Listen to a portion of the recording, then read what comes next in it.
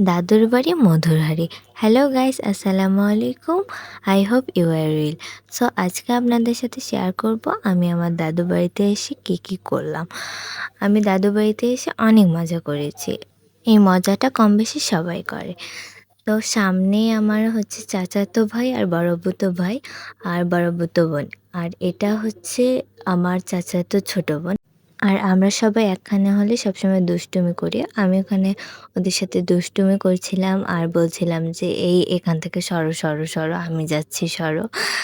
আর সামনে যে গরুটা দেখছেন ওটা হচ্ছে আমার দাদির গরু, অনেক শান্তশিষ্ট গরু। আর যখনই মেম তাকে ছুতে যায় তখনই সে লেজ নাড়ায়। অনেক হাসির ব্যাপার এটা। তো যাই হোক, আমি বলছিলাম গরুর গল্প থেকে যে চকলেট কেক।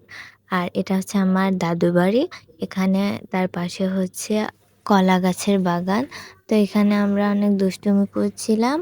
আর আমরা একখানে হলে অনেক দুষ্টুমি করি। আর এটা হচ্ছে আমার দাদু বাড়ির হচ্ছে ভুট্টা ক্ষেত।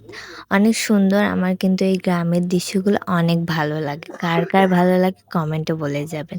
আর কাছাকাছি ভুট্টাগুলো দেখতে অনেক সুন্দর। Just looking like wow! আমার কাছে কিন্তু অনেক ভালো লাগে। আর এইদিকে আমার বড়বুতো ভাই আর চাচাতো ভাই ক্যামেরার সামনে আসবে না, তাই এমন উল্টো দিক দিয়ে হাঁটছে। কি অ্যাক্টিং রে বাবা রে বাবা! মেয়েরাও এরকম করে না ক্যামেরা দেখলে, যতটা তারা লজ্জা পায় ক্যামেরা দেখলে।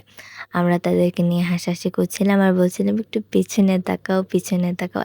এত জোর করার পরেও তারা ক্যামেরার সামনে আসে নাই। পরে আমরা রাগ হয়ে বলছিলাম, "এত ঢং করছো কেন? আসো কয়েকটা ছবি তুলি, এত ঢং করার কী আছে?" আর আমার এখানে ডায়লগ ছিল যে, "বিশ্বের ১ নম্বর পাগল সে, ১ নম্বর।" আর এখানেও এসে আমরা দৌড়াদৌড়ি করছিলাম ওকে ক্যামেরার সামনে আনার জন্য।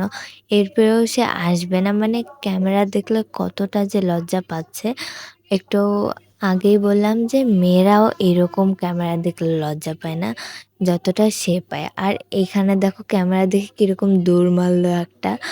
আর এমনভাবে দুষ্টুমি করে আমাদের দিনটা কাটলো। অনেক মজা করেছি। আর ভিডিওটা ভালো লাগলে লাইক, কমেন্ট, শেয়ার, সাবস্ক্রাইব করবেন। আর আমাদের জন্য দোয়া করবেন। বাই বাই, আল্লাহ হাফেজ।